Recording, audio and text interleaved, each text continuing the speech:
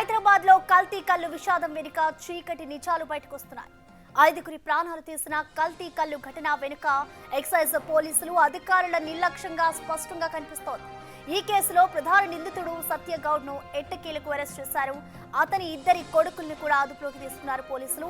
ఇటు కల్తీ కల్లు విక్రయాలు జరుగుతున్నా జిల్లా టాస్క్ ఫోర్స్ పట్టించుకోలేదు. దీంతో అధికారుల పాత్రపై కూడా దర్యాప్తు జరుగుతోంది. బాలనగర్ ఎక్సైజ్ సిఐను సస్పెండ్ చేశారు. 4 అధికారులపై కూడా చర్యలు తీసుకున్నారు.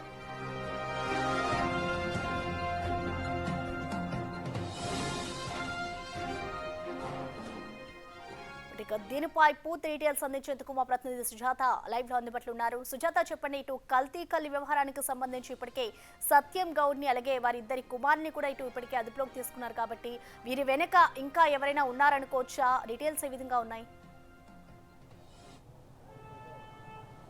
హైదరాబాద్లో కల్తీ కల్లు కలకలం సృష్టించింది. 45 మందికి బాధితుల సంఖ్య పెరిగింది. 9 మంది మృతి చెందినటువంటి ఘటనలో ప్రధానంగా కల్లు కంపౌండ్స్ నిర్వహిస్తున్నటువంటి 4గురిని కూడా అదుపులోకి తీసుకొని వాళ్ళని విచారించినటువంటి నేపథ్యంలోనే కొన్ని రసాయనాలు కలిపినట్లుగా కూడా అటు ల్యాబ్ రిపోర్ట్లో తేలడంతో వాళ్ళ 4గురిని కూడా రిమాండ్కి తరలించారు. అయితే ప్రధాన నిందితుడైనటువంటి సత్యం గౌడ్ని కూడా నిన్న పోలీసులు అదుపులోకి తీసుకొని విచారించారు. గత కొన్నేళ్ల నుంచి కూడా కుకట్పల్లి, హైదర్ నగర్తో పాటు హెచ్ఎంటీ కాలనీ పలు ప్రాంతాలలో కల్లు కంపౌండ్స్ నిర్వహిస్తున్నటువంటి సత్యం గౌడ్ వాళ్ళ కుమారులను ఇద్దరిని కూడా ఎప్పుడైతే కల్తీ కల్లు ఘటన వెలుగులోకి వచ్చిందో ఆ తర్వాత ఆ నిర్వాహితులైనటువంటి 2 కుమారులను కూడా అదుపులోకి తీసుకున్నారు. అయితే ప్రధానంగా రన్ చేస్తున్నది సత్యం గౌడ్ అని అటు విచారణలో తేలడంతో తనను కూడా నిన్న అదుపులోకి తీసుకున్న అనంతరం కూడా రిమాండ్కి తరలించారు. అయితే ప్రస్తుతం తెలంగాణ రాష్ట్ర వ్యాప్తంగా ఉన్నటువంటి అన్ని కల్లు దుకాణాల్లో కూడా తనిఖీలు ముమ్మరం చేశారు.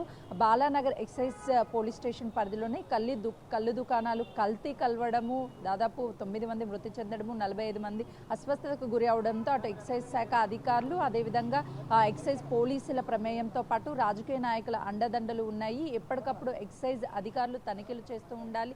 అటు పోలీసులు కూడా అటు ఎక్సైజ్ అధికారులు శాంపిల్స్ని తీసుకోవడంతో పాటు అవి ల్యాబ్కి పంపించడం, అందులో ఎంతవరకు కల్తీ ఉంది, రసాయనాలు కలుపుతున్నారు, ఈ వివరాలన్నింటినీ కూడా సేకరించే పనిలో ఎక్సైజ్ అధికారులు ఉండాలి. కానీ కళ్ళ ముందే బాలానగర్ ఎక్సైజ్ పోలీస్ స్టేషన్ పరిధిలోనే ఇదంతా జరుగుతున్నా కూడా అధికారుల నిర్లక్ష్యం వల్లనే 48 మంది ప్రాణాలతో చెలగాటమాడినటువంటి దాంట్లో ఎక్సైజ్ శాఖ అధికారులు పోలీసుల నిర్లక్ష్యం కనిపిస్తుందని చెప్పేసి ఆ హయ్యర్ ఆఫీషియల్స్ కూడా చాలా సీరియస్గా ఉన్నారు. ఖచ్చితంగా కూడా దీనికి సంబంధించినటువంటి వివరణ ఇవ్వాలి, దర్యాప్తును కూడా ముమ్మరం చేస్తున్నారు. ఎక్సైజ్ శాఖ సిఐను కూడా ఇప్పటికే సస్పెండ్ చేశారు. దాంతోపాటు కింద స్థాయి ఉన్నటువంటి పోలీసుల వాళ్ళని కూడా 4గురిని సస్పెండ్ చేయడంతో పాటు వాళ్ళ నుంచి కూడా వివరాలను సేకరిస్తున్నారు. ఎందుకు ఈ గత కొన్ని సంవత్సరాల నుంచి ఈ కల్లు దుకాణాల మీద ఫోకస్ చేయకుండా ఎందుకు నిర్లక్ష్యం వహిస్తున్నారు, ఇవన్నీ కూడా మీకు తెలిసే రన్ అవుతున్నాయా, లేదు అనంటే తెలియకపోతే ఎందుకు తనిఖీలు చేయడం లేదు అని చెప్పేసి ఈ కోణంలో కూడా దర్యాప్తును అయితే ముమ్మరం చేస్తున్నటువంటి పరిస్థితి ఉంది.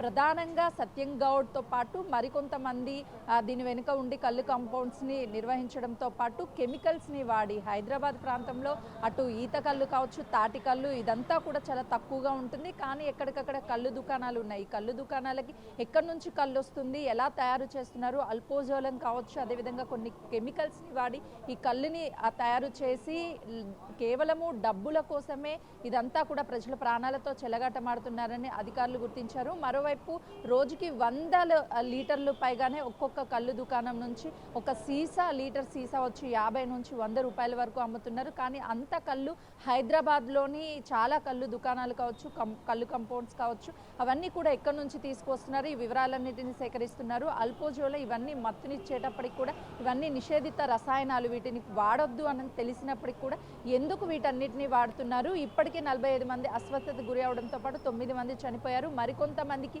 కిడ్నీస్ మీద కూడా ఇంపాక్ట్ అయ్యి డయాలసిస్ కొనసాగుతుంది. వాళ్ళ పరిస్థితి కూడా సీరియస్గా ఉంది. అయితే ఎప్పుడైతే ఈ అల్పోజోలం కావచ్చు, అదేవిధంగా క్లోరోఫ్లైడ్ కావచ్చు, కొన్ని కెమికల్స్ కలిసినటువంటి ఈ రసాయనాలతో పాటు మరికొన్ని అదనంగా మత్తునిచ్చేందుకు టాబ్లెట్స్ని వీటన్నిటిని కూడా ఒక 100 లీటర్లు కల్లుకి 1000 లీటర్లకి పైగానే అటు వాటర్ అదేవిధంగా కెమికల్స్ అన్నిటినీ కలిపి తయారు చేస్తారని కూడా పెద్ద ఎత్తున ఆరోపణలు ఉన్నాయి. దాదాపు 1650 లీటర్లకి పైగానే కల్తీ కల్లును కూడా సీజ్ చేశారు. దాంతోపాటు అక్కడ వాడేటువంటి రసాయనాలు ఎక్కడి నుంచి తీసుకొస్తున్నారు, ఎవరు సరఫరా చేస్తున్నారు, ఖచ్చితంగా కూడా అల్పోజోలం కావచ్చు, ఇలాంటి రసాయనాలు అనేది నిషేధితము, ఇవి ఎక్కడా దొరకవు. కానీ వాళ్ళకి సరఫరా చేస్తుంది ఎవరు? కొన్ని సంవత్సరాల నుంచి కూడా వీటన్నిటినీ కలిపే రన్ చేస్తున్నప్పటికీ అధికారులు ఎందుకు నిర్లక్ష్యం వహిస్తున్నారు అన్న కోణంలో దర్యాప్తుని ముమ్మరం చేశారు. అటు ఎక్సైజ్ శాఖకు సంబంధించినటువంటి అధికారులతో పాటు ఎక్సైజ్ సిఐ కింద స్థాయి ఉన్నటువంటి ఉద్యోగులందరినీ కూడా సస్పెండ్ చేయడంతో పాటు వాళ్ళ మీద దర్యాప్తు కొనసాగుతుంది. ఖచ్చితంగా దీని వెనక ఎవరున్నా సరే వాళ్ళకి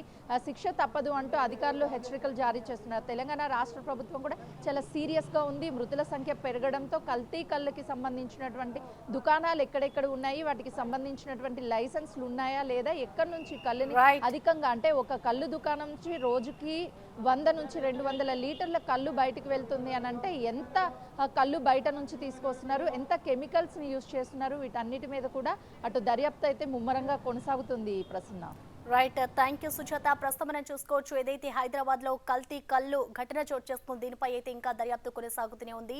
దీని వెనుక ప్రధానంగా ఉన్న సత్యం గౌడ్ అయితే ప్రస్తుతం పోలీసులు అదుపులోకి తీసుకొని విచారిస్తున్నారు. దీని వెనుక ఇంకా ఎక్సైజ్ అధికారుల పాత్ర కూడా ఉంది. ఇంకా ఎవరైతే ఉన్నారో వాళ్ళందరి మీద కూడా విచారణ చేసే అవకాశం అయితే కనిపిస్తోంది.